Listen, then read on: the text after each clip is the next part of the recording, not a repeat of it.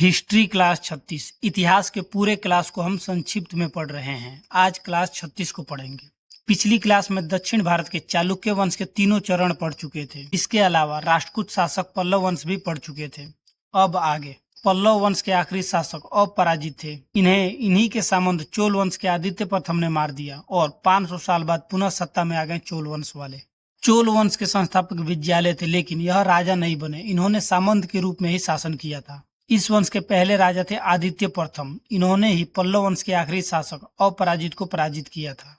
इस वंश के अगले शासक प्रांतक प्रथम थे। इन्होंने मदुरई पर आक्रमण किया था और जीतकर मदुरई कुंड की उपाधि धारण की।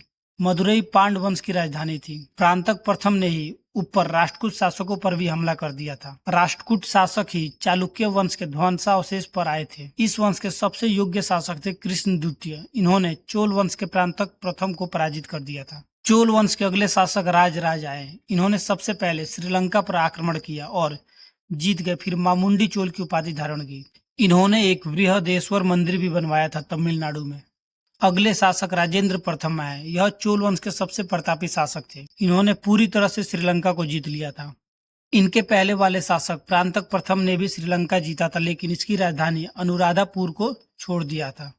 लेकिन राजेंद्र प्रथम ने पूरी तरह से जीत लिया और यहाँ के राजा महेंद्र प्रथम को बंदी बना के ले आए। राजेंद्र प्रथम को गंगा जल चाहिए था, लेकिन इनके क्षेत्र में गंगा जल नहीं था और इस समय का यह नियम था कि आप दूसरों के क्षेत्र में जल नहीं ले सकते। इसलिए इन्होंने बंगाल पर आक्रमण कर दिया। इस समय बंगाल के शासक पाल वंश के महिपाल थे।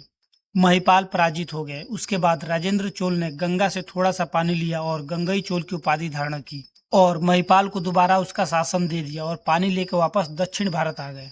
इस समय के चोलों की राजधानी तंजौर थी। इन्होंने अपनी राजधानी तंजौर के बगल में एक नया शहर बसाया जिसका नाम गंगई कोंड चोलपुरम रखा और इस शहर में एक तालाब खुदवाया और उसमें पानी भर दिया। उसके बाद बंगाल से जो गंगा जल लाए थे उसे इस तालाब में डाल दिए और इसका नाम रख दिया चोलगंगम।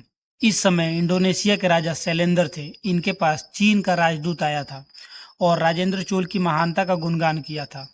तब इंडोनेशिया के शासक शैलेंद्र ने चीनी राजदूत से अपना गुणगान किया और राजेंद्र चोल को अपने सामने छोटा बताया। इसका पता जब राजेंद्र चोल को चला तब इन्होंने इंडोनेशिया जाकर शैलेंद्र को पराजित किया और वापस उनको गद्दी पर बैठाकर आ गए। चोल वंश के अंतिम शासक राजेंद्र तृतीय थे, लेकिन ये उतने योग्य नहीं थे।